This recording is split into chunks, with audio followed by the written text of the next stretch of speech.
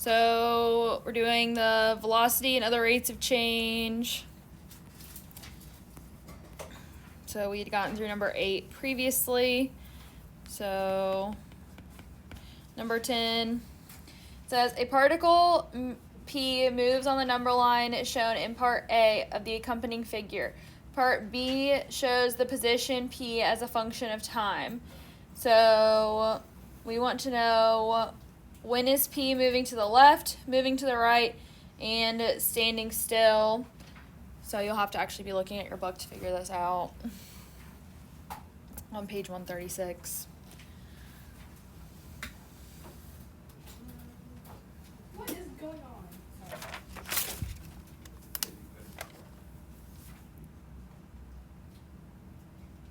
Say number 10. Yeah, on page 136.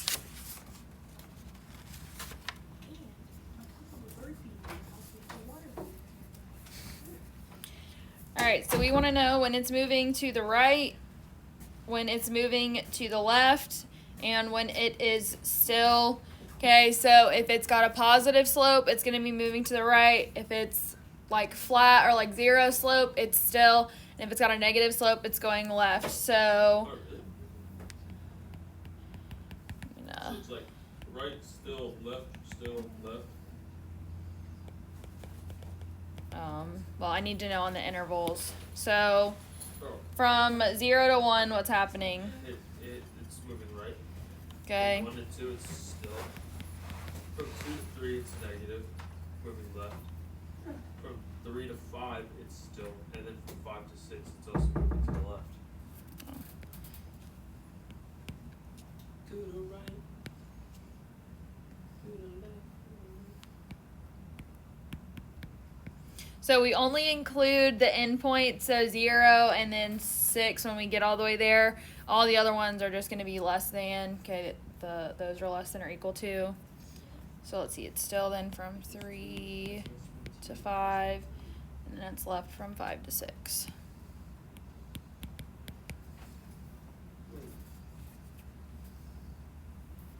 3. Oh, okay. I was so confused. I was like, wait a minute. I thought you moved the left once.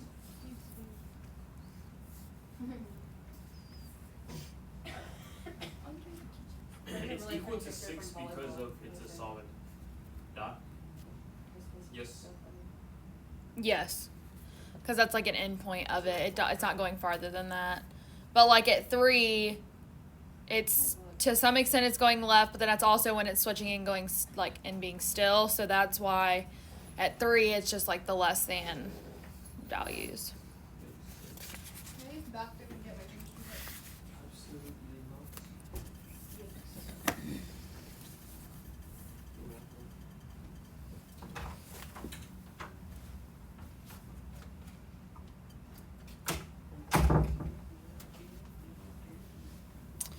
All right, so then let's see, a word problem. Number 14.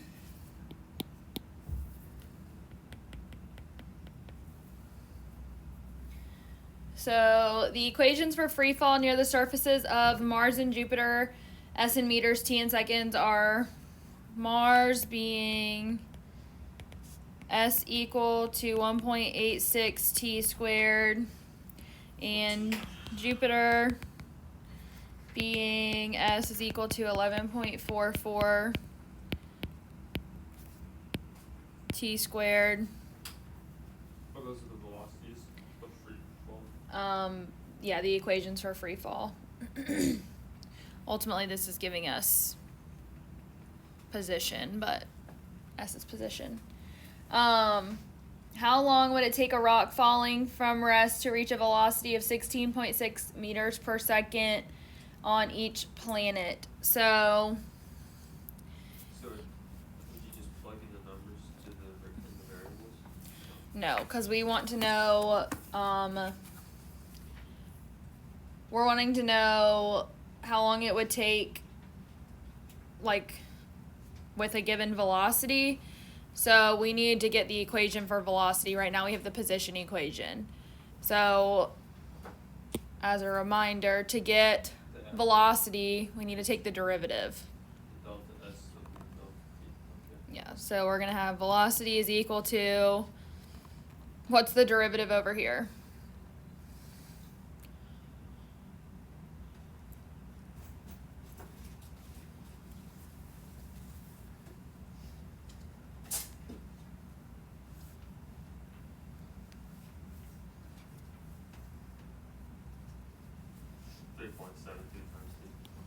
times 3.72.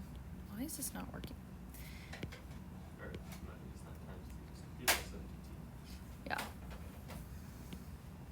And so then now we can plug in the 16.6 because that's what it wants to know is when the velocity reaches that, how long is it? So 16.6. What is happening? Why is this like You just find the weird? derivative. Yeah, so you're gonna find the derivative and then you're plugging in the numbers. So we're trying to get t by itself. Why is this not working? I'm very confused. And the iPad is frozen.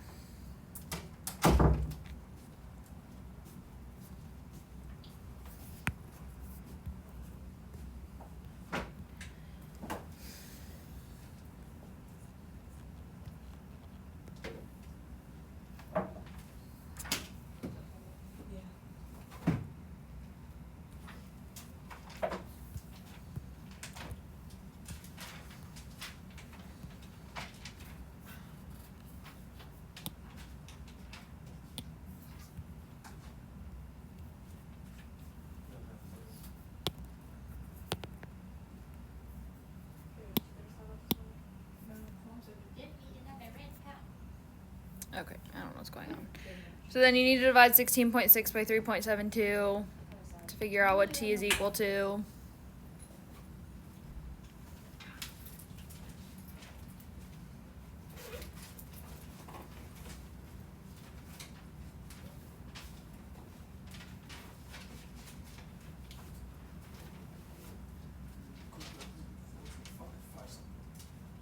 Oh, it's close. It's 4.46. So 4.46 seconds for Mars. And then I need to do the same thing for Jupiter, so I need to find the velocity. So I'm taking the derivative. So what would that be? 22.88 t. So then 16.6 divided by 22.88.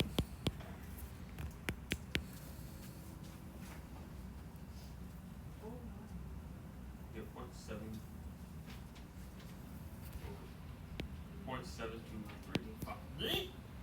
0.726.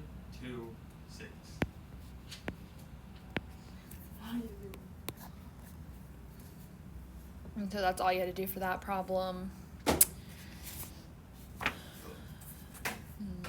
Why? Why is it? Because it just wants. It just wanted to know how long it would take for the rock to fall on each planet. So, all right.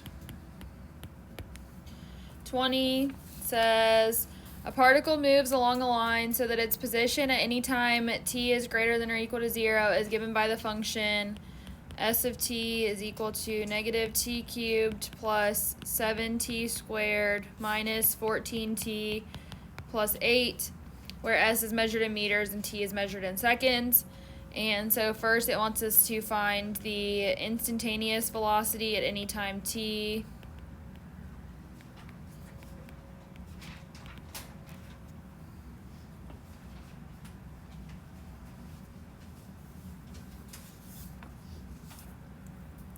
So basically I have a position function. I just want the velocity function, so how would I find that? You take the derivative. So what would that be? Negative 3t squared plus 14t minus 14. So that's the velocity function. And that's always when it's set to s. Well, yeah, so this is a position function. Okay, s is always. So S of t or whatever is always a position function. And then just And then the derivative of that gets to get velocity. And then the next part wants the acceleration. Find the acceleration of a particle at any time t. So to get acceleration, we take the derivative of velocity. So what is the derivative of velocity?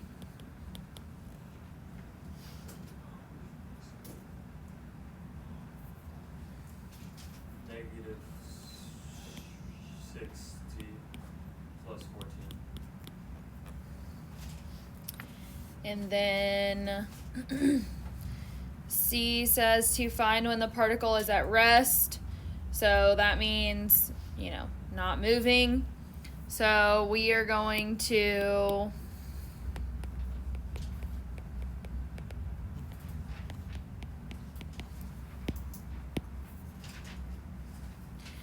take and set our velocity function equal to 0. So negative 3t squared plus 14t minus 14 is equal to 0. And then if we can factor it, great. I don't think this one can be factored. I don't think there's anything of 3 and 14 that can give me 14.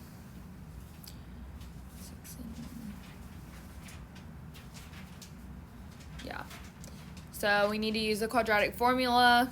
So it's going to be negative 14 plus or minus the square root of 14 squared minus 4 times negative 3 times negative 14 all over 2 times negative 3. And so we're going to have two answers that come out of this. So let's see, negative 14 plus or minus, well, I don't know. Y'all can put that in your calculator and solve that and tell me what the answers are.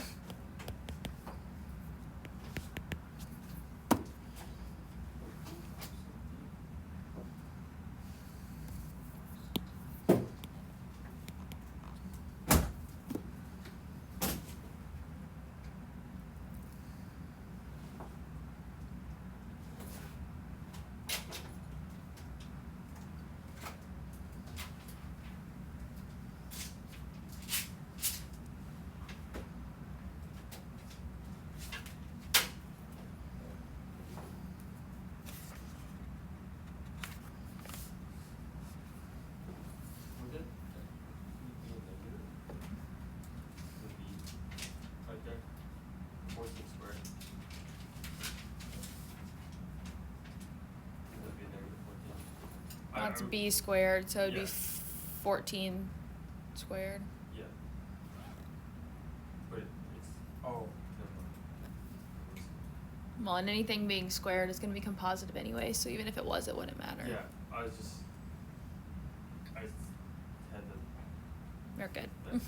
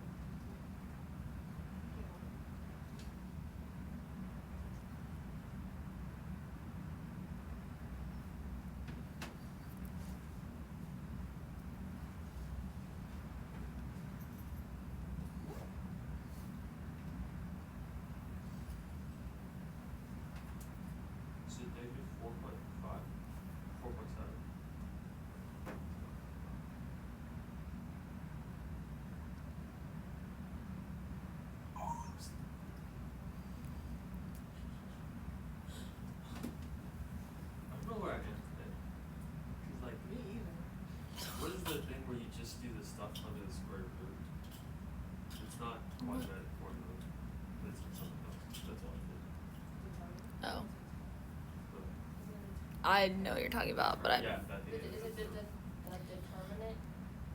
I think that's what it's called. I always forget because, well, right now, like in Algebra 2, we're doing matrices, so we were doing determinants. So I wanted to say that, but then for some reason that didn't sound right, but I do think that's what it's called. I'm pretty sure it's the determinant. I wanted to say derivative, and I was like, no. Yeah, no, I think determinative is right. I just, It's -1.45.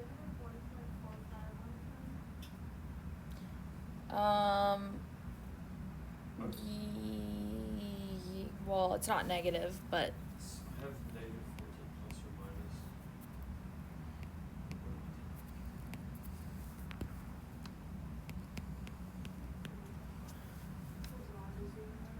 Was that adding or subtracting?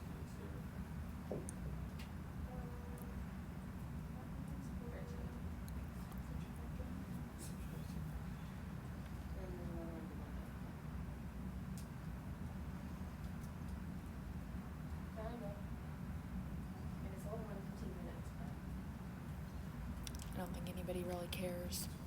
No. By the time you'll get over there, it'll be close. I forgot stuff. When's it on?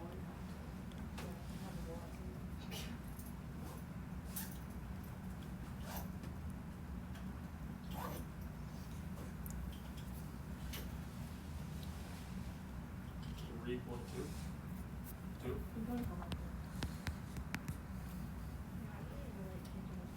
I came to make myself appear because if I did report on Thursday night and I wasn't, people are going to be annoyed. All right, and we're not going to do part D. It's just describe the motion of the particle. Basically, you would just graph it, the position function, and then just talk about where it's going. But I'm not worried about us doing that. 24. A body's velocity at time t seconds is v is equal to 2t cubed minus 9t squared plus 12t minus 5. Okay, in meters per second. Find the body's speed each time the acceleration is 0. So basically, what we're going to do is we're going to find the acceleration function, okay, by taking the derivative. Then we're going to set the acceleration function equal to 0, okay, because that's going to tell us when acceleration is equal to 0. It's going to give us the times where that occurs.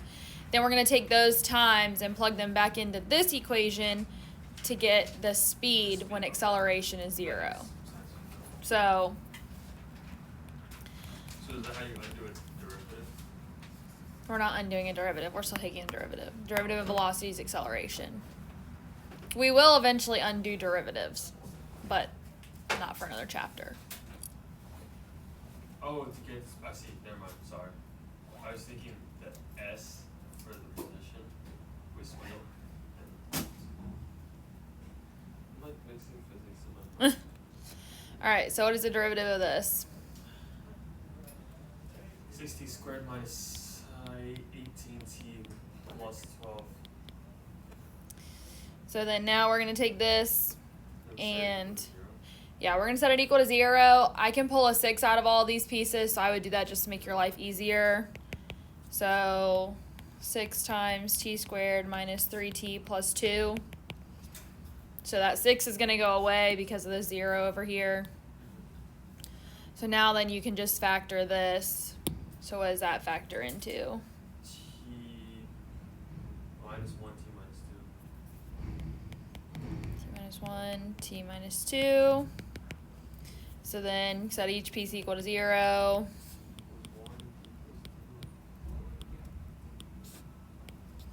So t equals 1, t equals 2. So this is again where acceleration is equal to 0.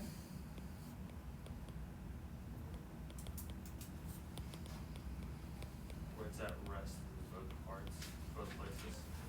Yeah, so that's where the acceleration is going to end up being 0. So then we're going to take that and figure out what the speed was, because there might be a speed even though there's not an acceleration happening. So then v of start with 1, is equal to 2 times 1 cubed minus 9 times 1 squared plus 12 times 1 minus 5. So is this? It's gonna be 0.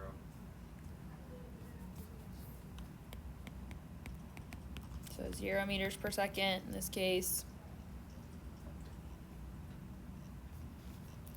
Okay, and then for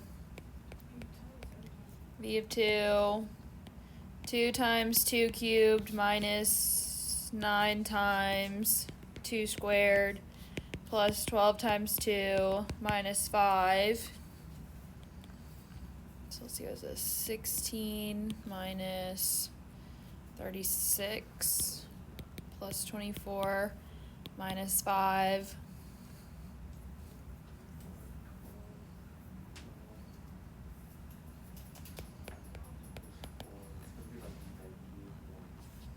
-1 meter per second. So these two things are our answer to this problem. I wanted to know when the acceleration was 0, what is the velocity? So that's how we go about finding that. Okay, stuff like this are really good questions that you might see on your AP test, okay, where they're kind of a word problem, but kind of just basically saying in a lot of words, here's your function, tell me blah, blah, blah. So these kind of word problems, I'm trying to pick the ones that I've been told are really good that you might see something similar to it. So when I'm narrowing down problems, I'm trying to focus on things that are important from the experienced teachers that have told me what to expect. So, all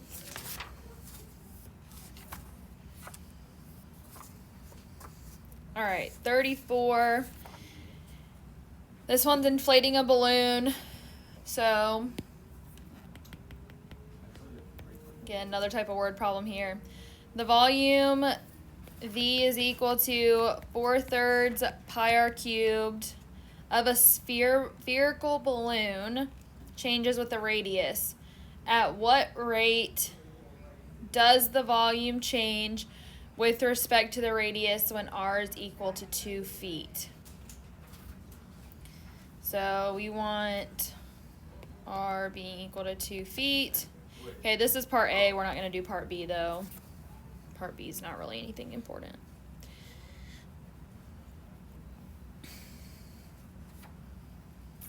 So we are given the volume, okay, and what rate does the volume change with respect to radius? I'm basically taking the derivative of volume with respect to radius and then just plugging it in. So R equal to 2, or R of 2. yeah, so we're going to take the derivative, and then once we have the derivative, we're going to plug 2 in.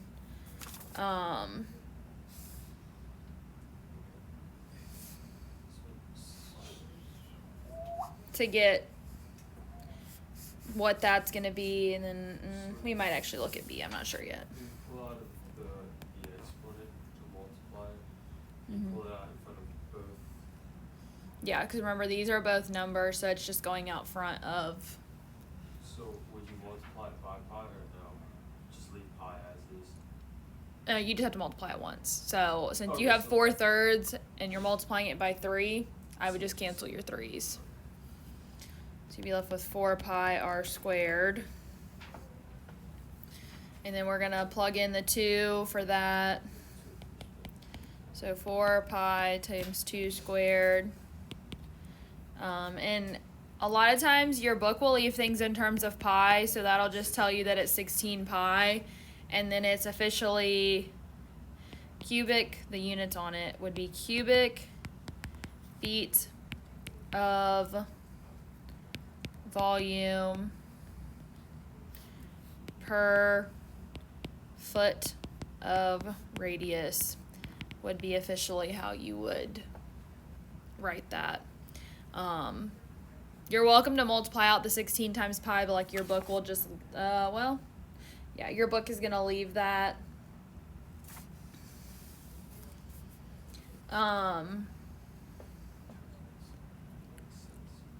for part B, it says we can do it. It's not anything hard, so we'll go ahead and knock that part out. By approximately how much does the volume increase when the radius changes from 2 to 2.2? So basically, we're just going to plug in 2.2 now. We already have it for 2, so this is where you might want to actually multiply this out, which 19.36. pi times 16. Oh, no. Oh, that should be something like 50.265. And then now we're going to do 4 pi times 2.2 squared. And so for the sake of this, since this is asking us to find the difference from 2.2 to 2, we're going to need an actual number because we're going to have to subtract this from it.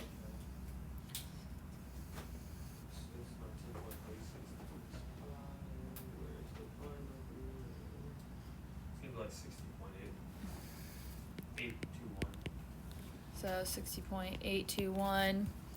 And then we're going to subtract 60.821 minus the 50.265.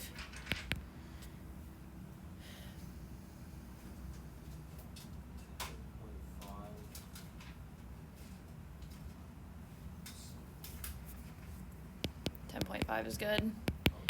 So that's the difference there for part B. Okay, that's not exactly what your book has. I think they did a rounding thing, and so that's why because their answer was like 11. So I'm assuming they rounded somewhere in.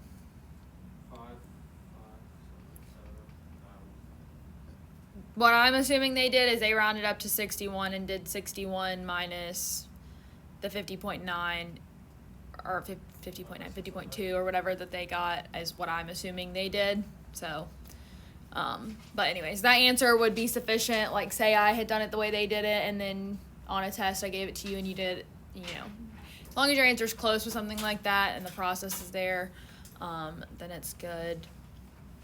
So that's the last problem out of this section. So I don't think I had given you any problems the other day. So I will put them down here, and then tomorrow in class you'll work on them because, like I said, I won't be here most likely at all unless they get me in and out way faster than they said they would. What time do you leave? 10:30, or I have to be there at 10:30. I'm leaving after second period. She just said she has no idea. It was supposed to be an hour, and now it's going to be an hour and a half, so I'll be done in theory at 12. So, anyways.